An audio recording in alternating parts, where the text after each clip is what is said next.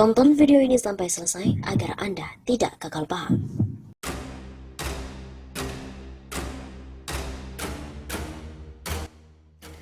Menghancurkan Indonesia secara konstitusional. Banyak orang yang bersepakat bahwa revisi Undang-Undang KPK adalah langkah yang menghancurkan lembaga anti korupsi itu. Tetapi apakah penghancuran KPK itu konstitusional atau tidak? Pastilah konstitusional, legal 100%. Penghancuran KPK itu sah. Presiden tidak melanggar undang-undang dengan revisi itu. Kemudian banyak pula orang yang menilai pemilihan KPK pimpinan itu berlangsung dengan cara akal-akalan. Nah, ini konstitusional atau tidak? Sangat konstitusional. Siapa bilang tidak? Semua prosedur penyeleksian calon pemimpin mengikuti aturan yang berlaku. Tidak ada yang dilanggar.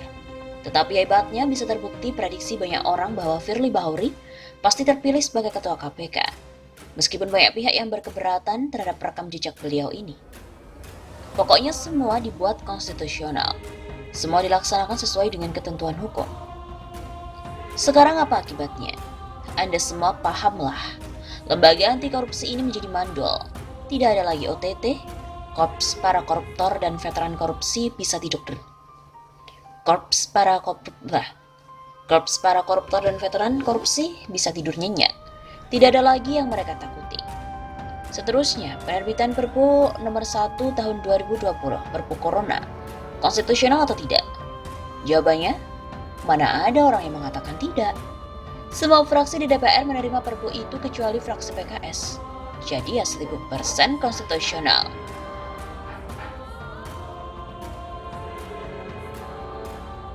Tapi, apa yang digariskan oleh Perpu Corona itu? Perpu ini menetapkan bahwa semua pemegang otoritas yang terkait dengan penggunaan dana sebesar 405 triliun rupiah yang disediakan untuk mengatasi dampak COVID-19 tidak dapat dituntut pidana atau perdata jika mereka melakukan kesalahan. Begitulah bunyi pasal 27 Perpu Corona. Mantap, apa tidak? Tentu sangat menyenangkan. Khususnya bagi orang-orang yang telah menyiapkan roadmap penilapan dana besar itu. Mereka akan menyiapkan langkah-langkah pencolengan yang tak terasa sebagai pencurian. Semuanya masuk akal. Kalaupun nanti ada yang berbau koruptif, kembali saja ke pasal 27 Perpu Corona. Pasal inilah yang membuat para koruptor menjadi orang keramat, tak bisa disentuh oleh hukum. Kita lanjutkan lagi. Memberikan kekuasaan besar dan luas kepada Menko Luhut Panjaitan. Itu konstitusional atau tidak? Jawaban singkatnya ya murni konstitusional. Tidak ada yang ditabrak. Dan ini adalah hak prerogatif presiden. Tidak ada yang bisa mempersoalkannya. Karena itu apa saja yang dicampuri oleh Luhut tidak menyalahi aturan. Nah, mengapa begitu banyak orang yang terganggu oleh kekuasaan superior itu?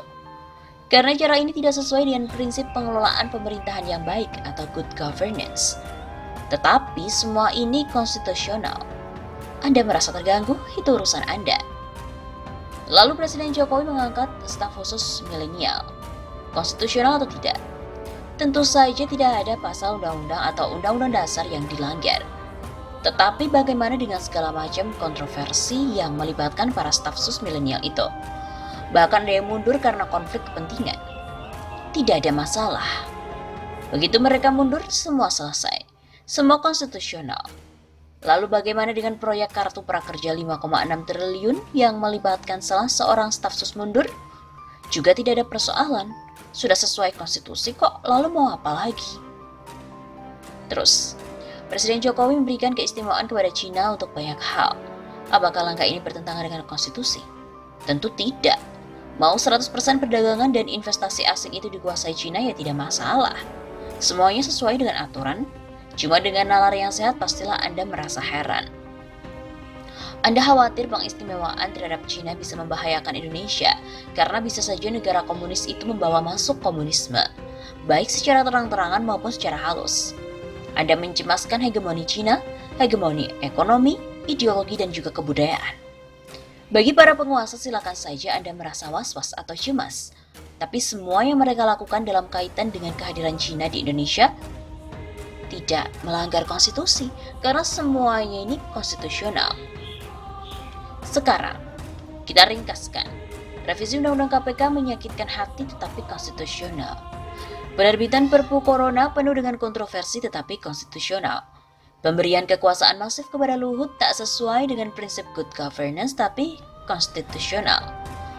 Pengangkatan staf sus juga konstitusional.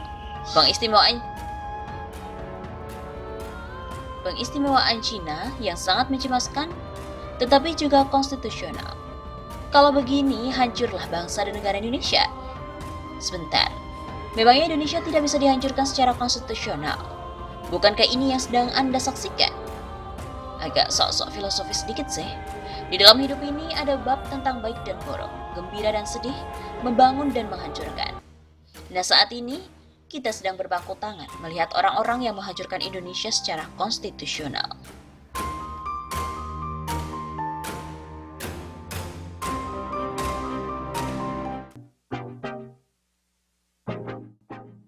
Jokowi adalah presiden tersukses dunia akhirat, ekonomi meroket dan bebas korupsi.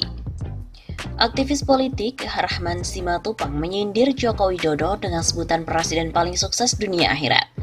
Jokowi merupakan presiden sukses dunia dan akhirat, begitu katanya, dikutip dari redaksi Suara Nasional pada 24 April 2020. Pasalnya menurut Rahman, Jokowi telah berhasil membawa ekonomi Indonesia melambung tinggi dan tidak ada kasus korupsi. Sampai bebasnya korupsi, KPK sudah tidak punya pekerjaan melakukan operasi tangkap tangan atau OTT. Rahman juga menyindir bahwa kebebasan berpendapat di era pemerintahan saat ini juga sangat dilindungi dan dijamin seluas-luasnya. Tidak ada penangkapan ataupun rekayasa terhadap para aktivis. Mereka dibiarkan bersuara.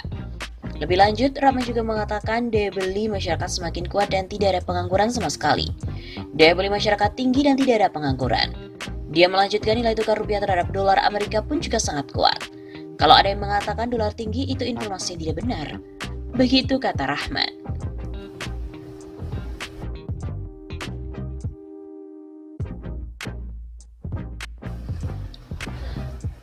Presiden Joko Widodo dulu pernah menargetkan pertumbuhan ekonomi Indonesia mencapai 7%. Target tersebut ternyata tertuang dalam RPJMN 2015-2019 saat pemerintahan Jokowi didampingi oleh Yusuf Kala sebagai Wakil Presiden RI.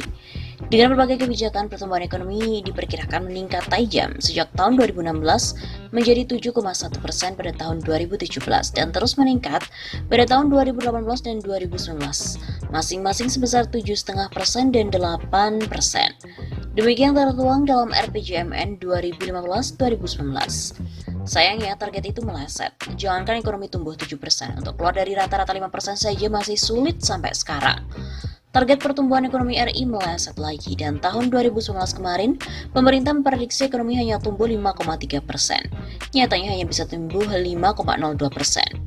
Apalagi pertumbuhan ekonomi 2019 juga lebih rendah dibandingkan 2018, yang sebesar 5,17%. Pertumbuhan ekonomi Indonesia 5,02% untuk the whole year. Begitu kata Kepala BPS Suharyanto di kantornya. Jika dirinci pertumbuhan ekonomi Indonesia pada kuartal 1 sebesar 5,07%, kuartal 2 5,05%, kuartal 3 5,02%, dan kuartal 4 4,97%. Pertumbuhan ekonomi di kuartal terakhir 2019 cenderung melemah. Selama era Presiden Joko Widodo menjabat, rata-rata pertumbuhan ekonomi hanya tumbuh 5,04%.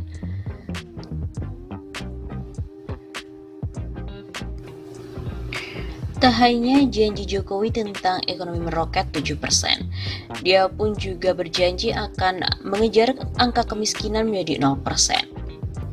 Bahkan hal ini juga dikomentari oleh Ketua DPP Partai Gerindra Iwan Sumule yang menyoroti target Presiden Joko Widodo yang akan menurunkan angka kemiskinan ekstrim menjadi 0%.